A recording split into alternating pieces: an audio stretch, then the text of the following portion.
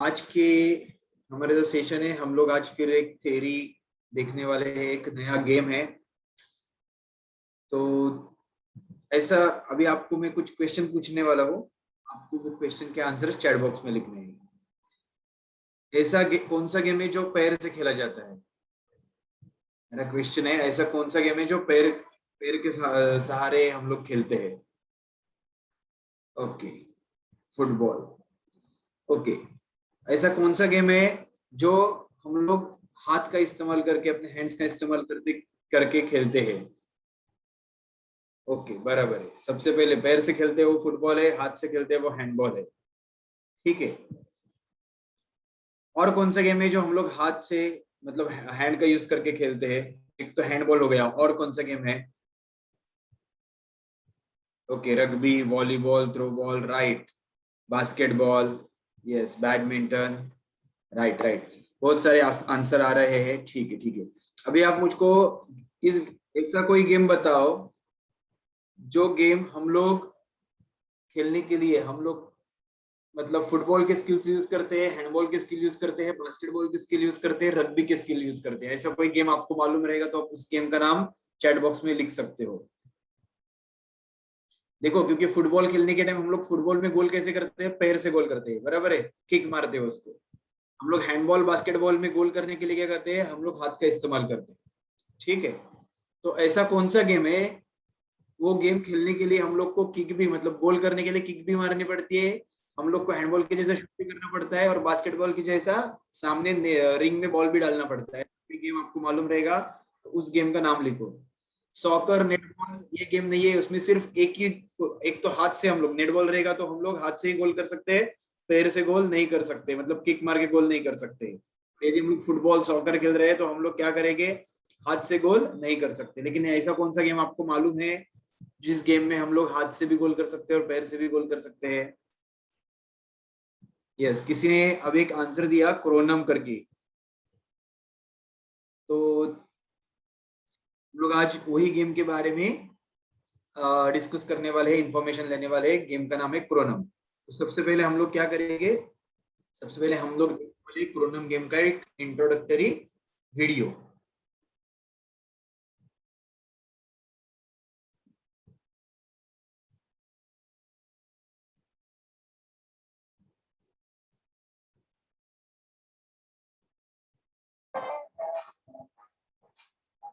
क्रोनम game देखा हम लोग कि हम लोग उसमें पैर से भी गोल कर सकते हैं। इसका यूनिकनेस ये, हम लोग पैर और हाथ का इस्तेमाल करके हम लोग इसमें गोल कर सकते हैं। ठीक है। तो इस गेम के कुछ ग्राउंड भी थोड़ा सा यूनिक है, तो हम लोग उसके बारे में भी अभी थोड़ा सा इंफॉर्मेशन लगे कि ग्राउंड कैसे रहता है और उसके अलग अलग कौन से जोन हैं।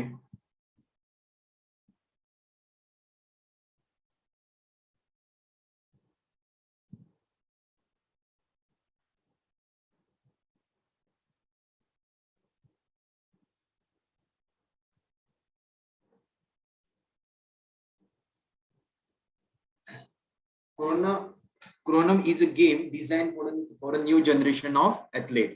It is a fast-paced contest of skill, speed, agility, quick thinking. The aim is to score more points than the other team by scoring in any one of the four balls. ये जो क्रोनम game है, इसमें सबसे अच्छी बात और सबसे unique चीज ऐसी है कि देखो, हम लोग हैंडबॉल में भी, हैंडबॉल या फुटबॉल खेलते हैं, नेटबॉल खेलते हैं, बास्केटबॉल खेलते हैं, तो हर एक टीम के लिए, मतलब जो दो टीम्स एक दूसरे के अपोजिट में खेलती है, तो उन लोगों को एक डेडिकेटेड गोल पोस्ट रहता है, मतलब वही वही गोल पोस्ट में जाके वो गोल कर सकते हैं। ठीक है। एक डिसाइडेड गोल पोस्ट रहता है कि टीम ए जो रहेगी वो अपोजिट साइड के गोल पोस्ट में जाके गोल करेगी, टीम बी जो है वो भी अपोजिट साइड के गोल में जाके गोल करेगी। लेकिन क्रोनम में जो 4 गोल पोस्ट दिए हैं, तो ये 4 गोल पोस्ट में से कोई भी एक गोल पोस्ट में कोई भी टीम जाके गोल कर सकती है। इसमें कोई ऐसा रिस्ट्रिक्शन नहीं है कि ये टीम इधर ही गोल करेगी। ठीक है। और ये जो है न्यू जनरेशन जो है, न्यू जनरेशन, उसके लिए स्पेशली, यंगस्टर्स के लिए स्पेशली ये गेम जो है वो डिजाइन किया गया है। उसमें क्या क्या लगता है? एक बहुत ही फास्ट पेस गेम है जिसमें स्किल्स चाहिए, आपके पास स्पीड चाहिए, एजिलिटी चाहिए, और उसी के साथ क्विक थिंकिंग चाहिए कि फॉर एग्जांपल मेरी टीम की पोजीशन में बॉल है तो कौन से गोल पोस्ट में यदि हम लोग गोल करने के लिए जाते हैं तो गोल स्कोर होने के चांसेस ज्यादा है। तो वो क्विक मेकिंग, क्विक थिंकिंग की जो स्किल है वो भी क्रोनम खेलने के लिए जरूरी है। और गेम का एम क्या है कि ज्यादा से ज्यादा पॉइंट स्कोर करना, ये इस गेम का एम रहता है। मैच जीतने के लिए जो टीम सबसे ज्यादा पॉइंट स्कोर करेगी वो टीम मैच जीत जाती है।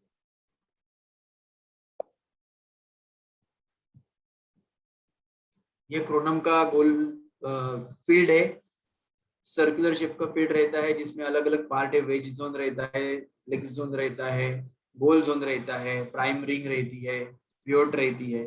वो उसके बारे में अभी हम लोग आने वाले स्लाइड्स में देखेंगे। ये जो है ये फील्ड है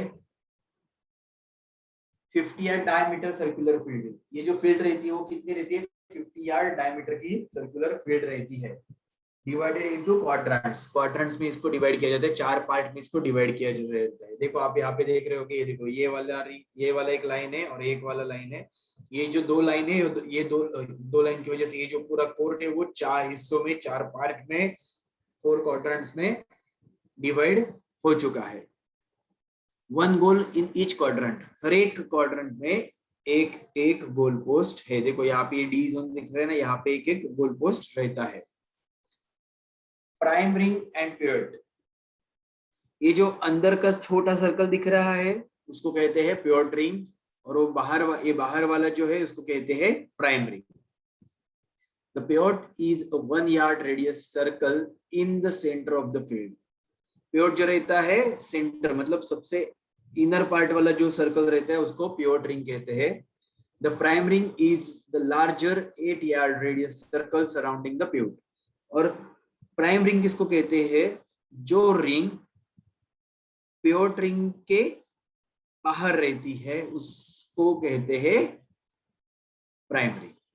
ठीक है, इसका रेडियस कितना रहता है, 8 यार्ड रेडियस सर्कल रहता है प्राइम रिंग।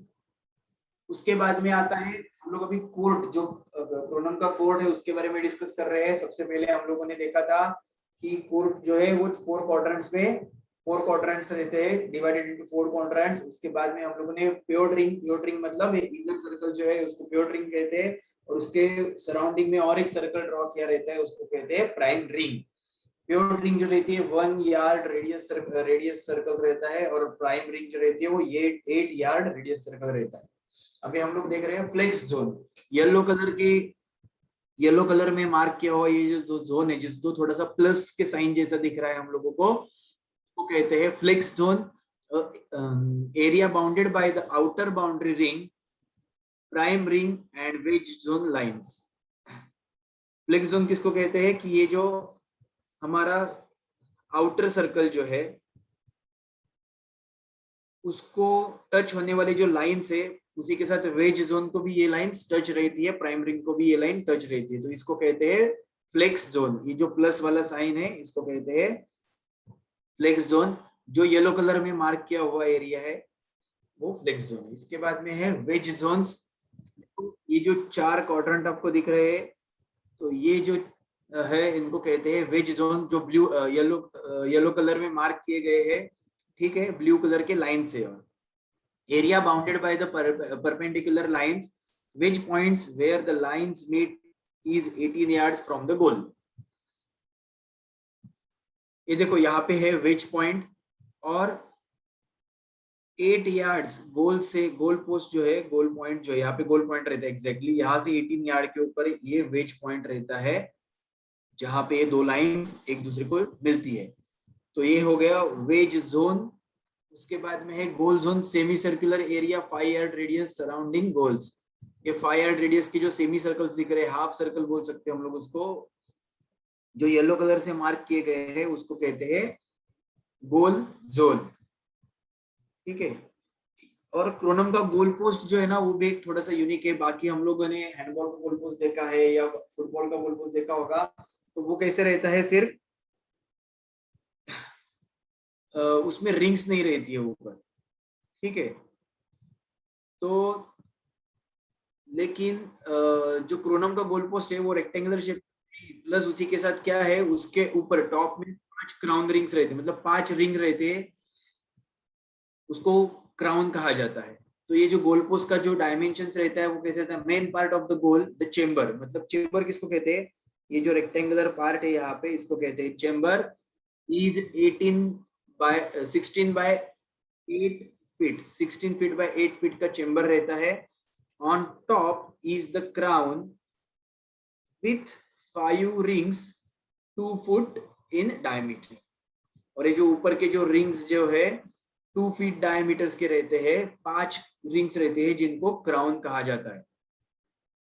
ठीक है, तो ये हो गया गोल पोस्ट। देखो ये जो क्राउन्स जो येलो कलर ब्लिंक हो रहा है उसके अंदर, तो वो है क्राउन। प्लेयर्स पोजीशन कैसे रहती है वो भी हम लोग आने वाले स्लाइड्स में देखेंगे। सबसे पहले रहते हैं क्रॉसर्स।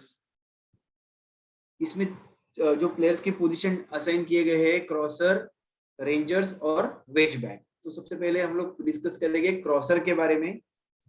क्रॉसर के बारे में डिस्कस करने से पहले हम लोगों ने अभी जो जितना भी ग्राउंड के अलग अलग पार्ट्स देखे उसके बारे में यदि किसी को कुछ डाउट रहेंगे तो वो स्टूडेंट वो डाउट मुझको पूछ सकते हैं।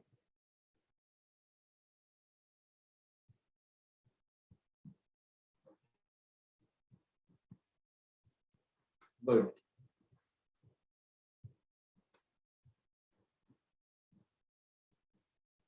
क्रॉसर्स क्रॉसर्स का मेन काम क्या रहता है मैं भी बता रहा हूँ आपको। Generally patrol the flex zones and prime rings. ये जो क्रॉसर्स रहते हैं वो फ्लेक्स जोन और प्राइम रिंग जो रहती है वहां पे खेलते हैं और वहां उसको सेफ रखने का काम करते हैं अपोनेंट से। देखो अभी कहाँ पे क्रॉसर्स खेलेंगे ये भी मैं दिखा देता हूँ, flex zone and prime ring. देखो ये है फ्लेक्स जोन और ये है प्राइम रिंग, मतलब ये येलो पार्ट प्लस ये प्लस वाला जो साइन का जो बनता है कोड, ये देखो ये इतने पार्ट्स में ये क्रॉसर पोजीशन पे खेलने वाले जो प्लेयर्स है वो खेलते हैं। Ball handling skills are essential. ये जो प्लेयर्स रहते हैं इनको बॉल हैंडलिंग की स्किल्स, उनके पास हाई स्किल्स रहना उनके पास जरूरी रहता है। क्यों जरूरी रहता है, क्योंकि फ्लेक्स जोन्स और प्राइम रिंग में से जो भी प्लेयर्स गोल करना चाहते हैं वो हाथ से भी गोल कर सकते हैं और किक मार के भी हम लोग वो प्लेयर्स गोल कर सकते हैं। Play makers of the team, इनको टीम्स के प्ले मेकर्स भी कहा जाता है। There are 2 crosser in Cronum formation, और हर क्रोनम फॉर्मेशन मतलब जो टीम बनती है क्रोनम की उस टीम में 2 क्रॉसर्स का होना जरूरी है। और उनको प्ले मेकर्स क्यों कहा जाता है कि जब भी प्राइम रश होती है, प्राइम रश मतलब गेम जब भी शुरू होता है तभी बॉल जो रहता है वो बॉल पोजीशन में लेने का काम जो रहता है ये जो क्रॉसर्स रहते हैं ये करते हैं। उसके बाद में है rangers, usually patrol the flex zone and wedge zone. ये जो प्लेयर्स रहते हैं वो फ्लेक्स जोन मतलब वो प्लस वाला जो एरिया मैंने आपको कहा था प्लस साइन वाला वहां पे खेलते हैं, और वेज जोन मतलब जो क्वाड्रेंट मैंने बताए थे आपको वहां पे ये प्लेयर्स खेलते हैं। Combination of foot skill and handling are useful. ये जो प्लेयर्स है इनके पास कौन से स्किल्स होना जरूरी है, फुट स्किल्स होना जरूरी है, उसी के साथ बॉल हैंडलिंग की स्किल्स भी इनके पास रहना जरूरी है। क्यों, क्योंकि देखो यदि वो जो प्लेयर्स है यदि फ्लेक्स जोन से गोल करना चाहते हैं तो उस वक्त वो हाथ से गोल कर सकते हैं, हैंड का इस्तेमाल कर सकते हैं गोल करने के लिए। और वेज जोन में जाके यदि वो गोल कर रहे हैं तो उनको किक मार के ही गोल करना पड़ता है। इसके लिए रेंजर्स पोजीशन में जो खेलने वाले प्लेयर्स है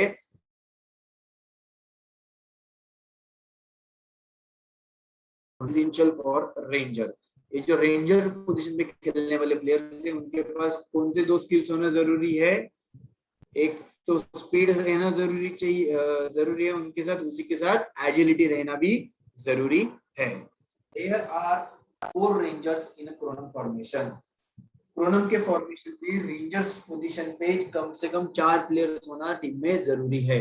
देखो क्रॉसर्स 2 और रेंजर्स 4। पर मैं फिर से देखो there are 2 क्रॉसर्स in Cronum formation. क्रॉसर्स कहाँ पे खेलते हैं, सिर्फ प्राइम रिंग जो है प्राइम रिंग और फ्लेक्स जोन प्लस वाला जो एरिया है वहां पे खेलते हैं।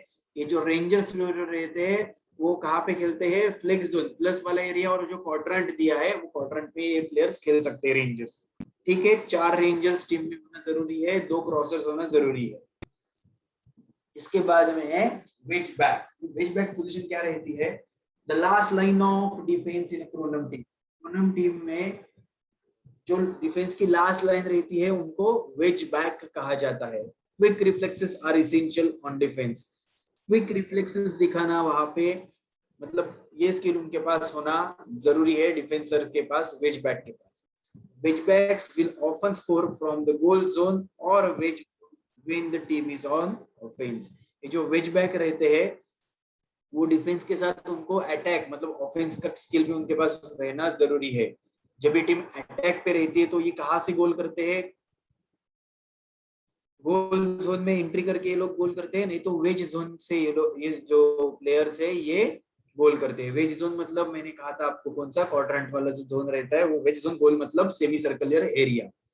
There are 4 wedge back in Cronum formation, और क्रोनम की टीम के फॉर्मेशन में 4 वेज बैक होना जरूरी है। तो टोटल कितने प्लेयर्स हो गए, 4 wedge back, 4 rangers and 2 crossers. Total 10 players Cronum team में रहते हैं। 2 crossers, 4 rangers and 4 wedge back. ठीक है, अभी स्कोरिंग, इसका स्कोरिंग कैसे रहता है उसके बारे में हम लोग डिस्कस करेंगे। स्कोरिंग किसके ऊपर डिपेंड रहता है कि जो गोल किया गया है वो गोल कौन से एरिया में से आया है। मतलब फॉर एग्जांपल मैंने गोल, ये जो प्राइम रिंग है यहाँ से मैं गोल कर रहा हूँ तो मुझको ज्यादा पॉइंट मिलेंगे, मैं गोल जोन में जाके गोल कर रहा हूँ तो मुझको कम पॉइंट मिलेंगे। ठीक है, तो हम लोग उसके बारे में डिस्कस करते हैं अभी। Scoring basis, points are scored by throwing, kicking or heading the ball into the goal either in the chamber or through the crown ring। Points कैसे स्कोर किए जा सकते हैं, बॉल को थ्रो करके, बॉल को किक करके, बॉल मतलब हेडिंग मतलब हम लोग फुटबॉल में स्पेशली ये स्किल यूज होता है गोल करने के लिए, हेड से गोल करते हैं into the goal either in the chamber और थ्रू द क्राउन रिंग। यदि ये हम लोग throwing, kicking, heading crown ring में कर रहे हैं या चेंबर में कर रहे हैं, इसके ऊपर भी हमारे पॉइंट्स डिपेंड रहते हैं। The number of points not only depends on whether the ball enters the chamber or the ring, but also where on the field the shot came from। और बॉल चेंबर में entry कर रहा है गोल होने के time या crown ring में जाके एंट्री कर रहा है, उसके ऊपर ही पॉइंट्स डिपेंड नहीं रहते हैं। तो उसी के साथ किसके ऊपर डिपेंड रहते हैं, where on the field the shot came from, ground में से कहां से वो शूट आया है उसके ऊपर भी पॉइंट्स जो है वो डिपेंड्स रहते हैं, कितने हम लोगों को पॉइंट्स मिलने वाले हैं। गोल जोन्स, यदि गोल जोन में जाके कोई भी प्लेयर गोल जोन में एंट्री करके यदि गोल करता है तो कितने पॉइंट्स मिलते हैं वो हम लोग देख रहे हैं।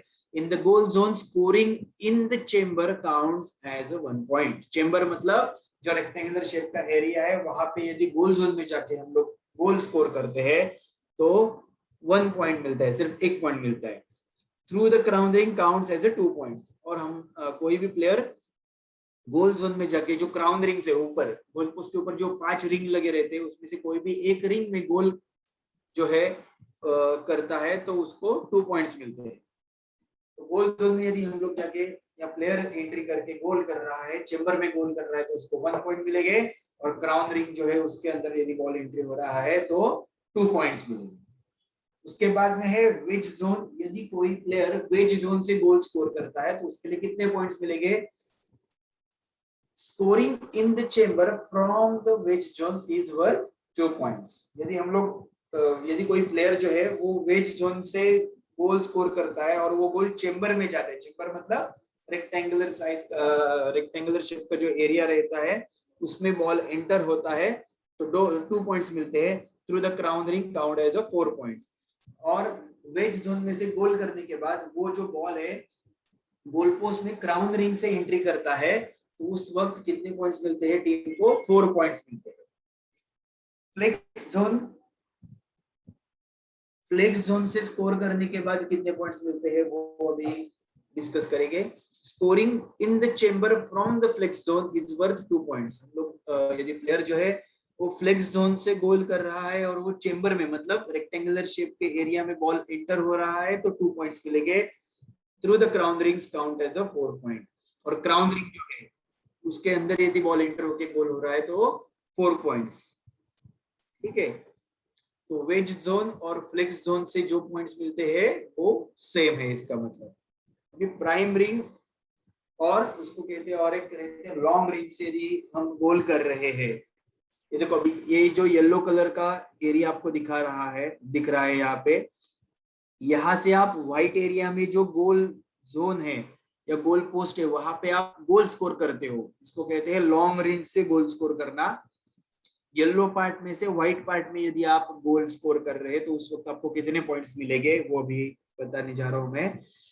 गोल in the chamber is worth 4 points. यदि चेंबर में यदि बॉल जो है वो एंटर करता है, चेंबर मतलब रेक्टेंगुलर शेप का जो एरिया है उसमें यदि बॉल एंटर होता है लॉन्ग रेंज से या प्राइम रिंग से, ये येलो पार्ट से यदि बॉल यहाँ पे गोल पोस्ट में एंटर होता है चेंबर में, चेंबर मतलब रेक्टेंगुलर शेप का एरिया, तो 4 पॉइंट्स मिलते हैं। Through the crown rings score 8 points known as Cronum. और यदि लॉन्ग रेंज से या प्राइम रिंग से चेंबर क्राउन रिंग में बॉल एंटर होता है और गोल होता है तो उसमें 8 पॉइंट्स, टीम को कितने पॉइंट्स मिलते हैं? 8 पॉइंट्स मिलते हैं, और उसी को क्या कहते हैं? क्रोनम। ठीक है, तो एक बार फिर से हम लोग कवर कर लेते हैं कि स्कोरिंग कैसे रहते हैं। स्कोरिंग किसके ऊपर बेसिस रहता, स्कोरिंग किसके पॉइंट्स किसके ऊपर हम लोग डिसाइड करते हैं? तो बॉल गोल पोस्ट के कौन से एरिया में एंटर हो रहा है उसके ऊपर कितने पॉइंट्स मिलेंगे ये डिपेंड रहता है। उसी के साथ गोल कहाँ से हुआ है उसके ऊपर भी डिपेंड रहता है। गोल कैसे कर सकते हैं? थ्रोइंग, किकिंग और हेडिंग के जरिए हम लोग गोल कर सकते हैं। गोल जोन से यदि हम लोग गोल करते हैं और वो चेंबर में जाते हैं तो 1 पॉइंट, और ऊपर के क्राउन रिंग्स में जाते हैं तो 2 पॉइंट्स मिलेंगे। वेज जोन और फ्लेक्स जोन में, फ्लेक्स जोन से कोई प्लेयर गोल करता है तो यदि चेंबर में जाता है तो 2 पॉइंट्स मिलते हैं, और क्राउन रिंग्स में जाता है तो 4 पॉइंट्स। लॉन्ग रेंज से यदि कोई प्लेयर गोल कर रहा है या प्राइम रिंग से यदि किसी प्लेयर ने गोल कर दिया है, यदि वो गोल जो है वो बॉल जो है वो चेंबर में इंटर हो रहा है तो 4 पॉइंट्स मिलते हैं, और क्राउन रिंग में लॉन्ग रेंज से बॉल इंटर होता है तो उसको उस वक्त उस प्लेयर को, उस टीम को 8 पॉइंट्स मिलते हैं, और उसी को क्या कहते हैं? क्रोनम कहते हैं। पेनल्टी शूट में कितने पॉइंट्स मिलते हैं वो अभी हम देख रहे हैं। और goal in the chamber is worth 3 points. यदि देखो यहाँ पे आपको एक येलो डॉट दिख रहा होगा, वो है पेनल्टी शूट। यदि किसी टीम को मिलता है तो यहाँ से वो पेनल्टी स्ट्रोक जो रहता है वो लेते हैं।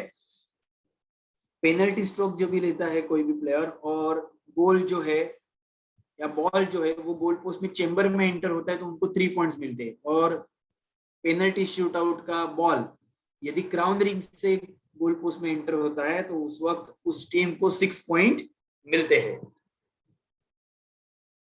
ठीक है, ये थे कि कौन सी एरिया से गोल करने के बाद कितने पॉइंट्स मिलते हैं, इसके बारे में यहाँ तक हम लोगों ने डिस्कस किया है। यदि यहाँ तक किसी स्टूडेंट को कुछ डाउट रहेगा तो वो पूछ सकते हैं।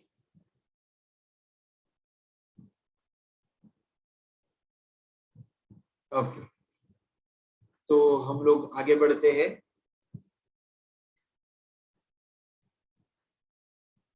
Ball handling.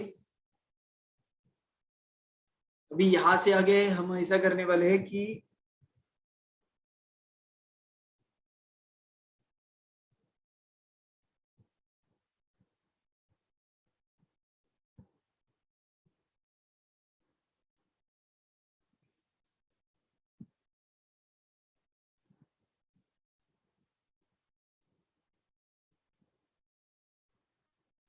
Okay,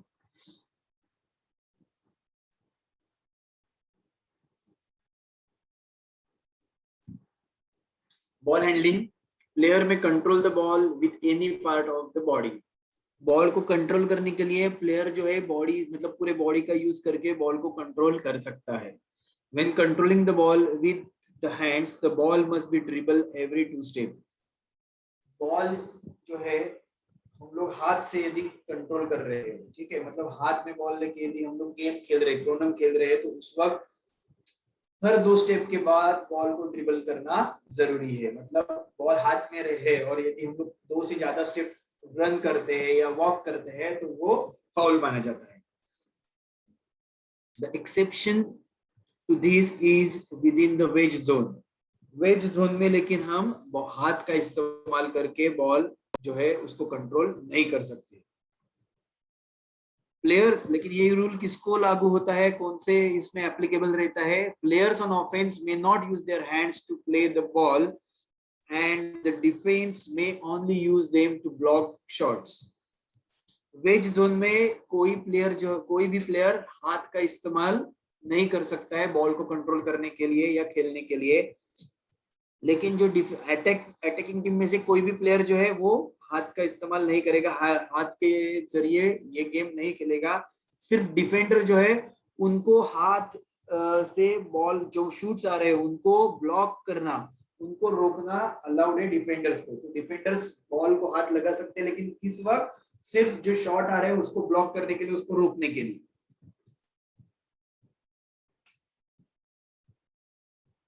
hands in the veg, if a player on the offense touches the ball with his her hands, possession is awarded to other team। यदि वेज जोन में ऑफेंस टीम का जो प्लेयर है उसने ball को हाथ लगाया, हाथ टच किया वेज जोन में, या हाथ से बॉल को कलेक्ट कर लिया, पकड़ लिया, तो उस सिचुएशन में क्या होगा, बॉल का जो पोजीशन है वो ओपोनेंट टीम को अवॉर्ड किया जाए, मतलब पोजीशन दिया जाएगा, इसको बोलते हैं अवॉर्ड करना, सामने वाली टीम को दे देना। If a player on the defense illegally touches the ball with his or her hands, a penalty shoot is considered। तो इलीगली कैसे हाथ लगा सकता है डिफेंस का, मतलब ब्लॉक करने के अलावा, जो शॉट आ रहा है, जो शूट आ रहा है उसको ब्लॉक करने के अलावा, यदि डिफेंस टीम का जो प्लेयर है वो बॉल को पकड़ लेता है, ठीक है, या बॉल कलेक्ट करके अपने टीममेट के पास करता है, तो उस सिचुएशन में जो अटैकिंग टीम है, ऑफेंस की टीम जो है, उनको पेनल्टी अवॉर्ड की जाती है। If a player on the defence illegally touches the ball with his or her hands, a penalty shoot is awarded to opposite team। ठीक है, उसके बाद a defense player may punch the ball out of the wedge after blocking shot but may not touch the ball again until another player has। Defence का player veg zone में खड़ा है, veg zone मतलब जो quadrant है वहां पे खड़ा है, ठीक है, और अटैकिंग टीम जो है, ऑफेंस की टीम भी शॉट मारा है, उस वक्त उसने क्या किया, बॉल को पंच कर दिया, मतलब बॉल टच होके बॉल को पंच करने के बाद बॉल जो है वो प्लेयर फिर से बॉल को पकड़ नहीं सकता है। कब तक नहीं पकड़ सकता है, जब तक कोई दूसरा प्लेयर उस बॉल को टच नहीं करता है, तब तक। ठीक है, गेम प्ले के बारे में हम लोग अभी डिस्कस करेंगे। बेसिक गेम प्ले क्या रहता है? Cronum matches are usually played over 3 period of 20 minutes each, मतलब प्रोनम की एक मैच जो रहती है वो 60 मिनट्स की रहती है, और टोटल 3 पीरियड्स में उसको डिवाइड किया जाता है, 20-20-20। At the start of each period, a prime rush occurs to determine which team gets possession first। Her 20 minutes का पीरियड शुरू होने के जब भी शुरू होता है तभी बॉल का पोजीशन कौन सी टीम के पास रहता है ये डिसाइड करने के लिए प्राइम रश जो रहती है वो होती है, उसके बाद में ही डिसाइड होता है कि कौन सी टीम के पास बॉल का पोजीशन जाएगा। टीम में take up to 3 time outs पर गेम। हर गेम में हर एक टीम 3 टाइम आउट्स ले सकती है, और वो टाइम आउट्स का ड्यूरेशन कैसे रहता है वो आगे बताया है। 1 of 60 सेकेंड एक टाइम आउट रहेगा जो 60 सेकेंड्स का रहेगा, और जो 2 टाइम आउट रहेंगे वो 30 सेकेंड्स के रहेंगे। 30 सेकेंड्स के 2 टाइम आउट्स रहेंगे, और एक टाइम आउट जो रहेगा वो 60 सेकेंड्स का रहेगा। फिर प्राइम रश में, इसके पहले प्राइम रश बोल रहा था बार बार, तो प्राइम रश क्या रहती है उसके बारे में मैं अभी आपको बता रहा हूँ। The official spike the ball in the pivot and 2 players from each team run into prime ring to try to gain control। जो ऑफिशियल मैच ऑफिशियल्स रहते हैं, मतलब जो रेफरी रहते हैं, वो बॉल को क्या करते हैं, स्पाइक करते हैं पिवट के अंदर, और हर टीम से 2-2 प्लेयर्स जो रहते हैं, ठीक है, वो प्राइम रिंग में आते हैं और बॉल का पोजीशन अपनी टीम के पास लेने की कोशिश करते हैं। तो अभी ये 2 प्लेयर्स कौन अंदर एंट्री करते हैं उसके बारे में मैं आपको बता रहा हूँ। ये देखो यहाँ पे बताया There are two crosser in a chronum formation. तो ये जो crosser है generally patrol the flex zone and primary. तो ये जो क्रॉसर्स पोजीशन पे जो प्लेयर्स रहते हैं वो प्राइमरी के टाइम क्या प्राइम रश के टाइम क्या करते हैं वो प्राइम रिम के अंदर एंट्री करते हैं और बॉल का जो पोजीशन है अपने टीम के पास लेने की कोशिश करते हैं. The other 8 players in the team may not enter the prime ring until the ball has lifted. जब तक प्राइम रिंग से बॉल बाहर नहीं आता है तब तक जो बाकी के 8 प्लेयर्स है वो प्राइम रिंग के अंदर एंट्री नहीं कर सकते हैं, अंदर नहीं जा सकते. The last team to touch the ball before it leaves the prime ring is on offense. तो कौन सी टीम ऑफेंस में रहती है? Last team to touch the ball before it leaves. Ball prime ring के बाहर आने के पहले जो टीम का लास्ट टच रहता है बॉल को वो टीम जो रहती है वो ऑफेंस में रहती है. When a team offence defence के बारे में डिस्कस करेंगे. When a team is on offense, it may score in any of the 4 goals. The defense must try to win possession of the ball. Team जब भी offence में रहती है तो वो 4 गोल पोस्ट रहते हैं, 4 गोल रहते हैं, वो 4 गोल में से कोई भी एक गोल पोस्ट में जाके गोल कर सकते हैं. और डिफेंस की टीम क्या करेगी? बॉल का जो पोजीशन है वो खुद के टीम के पास लेने की कोशिश डिफेंस की टीम उस वक्त करेगी. If the defense wins the ball, it must return to the prime ring to transition onto offense. Defence यदि सक्सेस होता है बॉल का पोजीशन अपने पास लेने में, मतलब बॉल इंटरसेप्ट कर लेता है डिफेंस की टीम, तो वो डायरेक्टली गोल नहीं कर सकती. उनको क्या जरूरी है? उनको बॉल जो है वो प्राइम रिंग तक लेके जाना, ट्रांजिशन जिसको बोलते हैं. डिफेंस से ऑफेंस में आने का जो ट्रांजिशन रहता है वो ट्रांजिशन करने के लिए उनको बॉल को प्राइम रिंग तक लेके जाना जरूरी है. उसके बाद में वो ऑफेंस कर सकते हैं, अटैक कर सकते हैं. If the defence fails to transition and score the points count for the other team.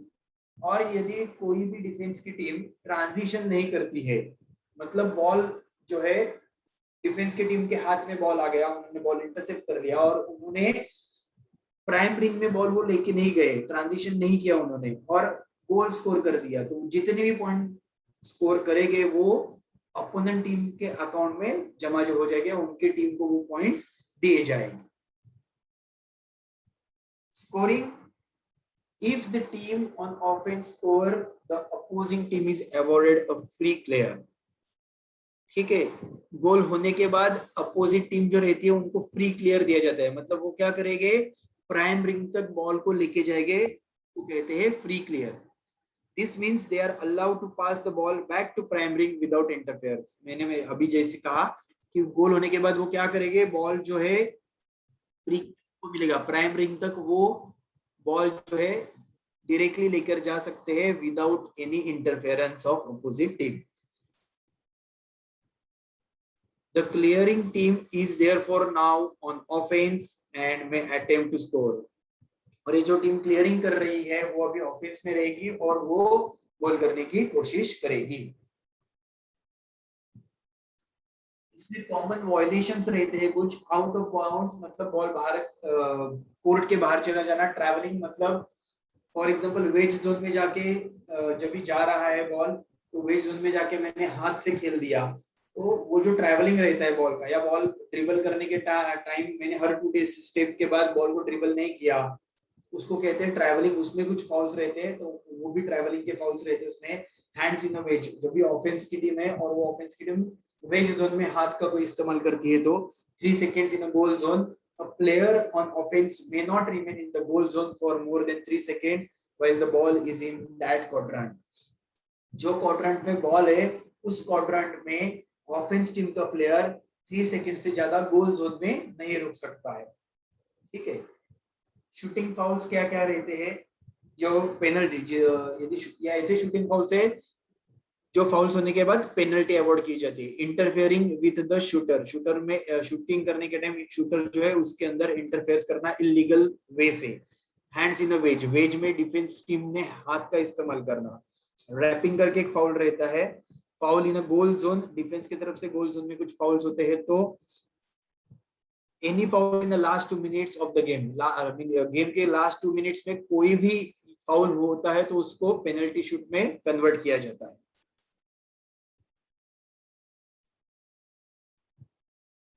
Serious fouls can result in a technical foul being given. This result being given. Sorry. Serious fouls can result in a technical foul being given.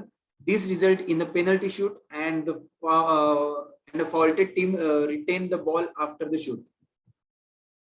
इसमें क्या रहता है कि technical foul दिया जाता है serious fowls में, और जो टीम ये फाउल करेगी, टेक्निकल फाउल या सीरियस फाउल, उसके अपोजिट टीम को क्या दिया जाता है, पेनल्टी शूट दिया जाता है। 2 technical fowls in a game result in the player being ejected, send off. यदि सेम एक ही प्लेयर है, फॉर एग्जांपल प्लेयर ए है, उसने कंटिन्यू मतलब एक ही मैच में 2 बार कोई टेक्निकल फाउल करता है, सीरियस फाउल करता है, उस प्लेयर को क्या किया जाता है, इजेक्ट किया जाता है, सेंड ऑफ मतलब ग्राउंड से बाहर भेज दिया जाता है पूरे मैच के लिए, और उसके बदले में, उसके सब्स्टिट्यूट में दूसरा कोई प्लेयर हम लोग टीम में नहीं ले सकते। Some rare fouls can lead to immediate ejection, such as fighting. 2 penalty shoots are also awarded. कुछ ऐसे फाउल्स रहते हैं जिसमें इमीडिएटली प्लेयर को इजेक्ट किया जाता है, और जैसे कि फाइटिंग, किसी प्लेयर के साथ फाइटिंग करने के बाद या किसी ऑफिशियल के साथ फाइटिंग करने के बाद वो जो प्लेयर फाइटिंग करता है उसको इमीडिएटली इजेक्शन दिया जाता है, मतलब इमीडिएटली उसको ग्राउंड के बाहर भेज दिया जाता है, और अपोजिट टीम जो रहेगी उसको 2 पेनल्टी शॉट्स भी मिलते हैं। ठीक है, तो ये क्रोनम गेम के कुछ बेसिक रूल्स एंड रेगुलेशन थे। यदि आप में से किसी को कुछ भी डाउट है इस रूल्स एंड रेगुलेशन में तो आप हैंड रेज कर सकते हो। ओके, तो यहां तक किसी को कुछ भी डाउट नहीं है। लास्ट सेशन में हम लोगों ने योगासन किए थे, ठीक है, तो वो कौन से योगासन किए थे, और आप लोगों को मैंने कहा था कि आने वाले पूरे वीक में वो आसन की आपको प्रैक्टिस करनी है।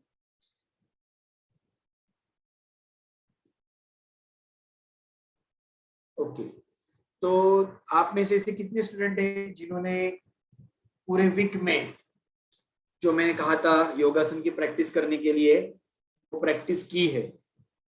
स्टूडेंट हाथ रेस करेंगे। गुड, आदित्य मोरे, शाबाश आदित्य ने, हाँ राजेश काटे, सच। देखो ऑनेस्टली आपको बताना है, प्रैक्टिस की है तो हैंड रेस करो, नहीं किए है तो नहीं। ठीक है, शाबाश, 4 स्टूडेंट ने प्रैक्टिस की है। प्रैक्टिस करते रहो। देखो जब तक आप प्रॉपरली ये जो बेसिक आसन है इनकी प्रैक्टिस नहीं करोगे तब तक जो एडवांस आसन है वो आसन आप नहीं कर पाओगे। ठीक है, क्योंकि आपके बॉडी के जो भी जॉइंट्स रहते हैं वो लॉक रहते हैं या रिजिड रहते हैं, तो वो फ्री होने के लिए हमें ये जो बेसिक आसन है वो करने की जरूरत है।